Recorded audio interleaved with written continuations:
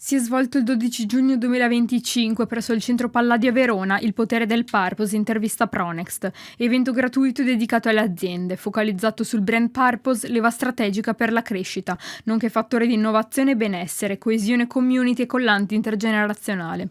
L'evento, inserito all'interno di Diamante Generazioni di Valore, è stato promosso da T2I Verona, con la presenza del suo direttore generale Roberto Santolamazza, che evidenzia l'Age Diversity Management e incoraggia percorsi formativi e raccolta di esperienze per l'ascolto delle aziende. L'intento del progetto è quello di comprendere come avviene la coesistenza serena di diverse generazioni nelle aziende veronesi, valorizzando le alterità.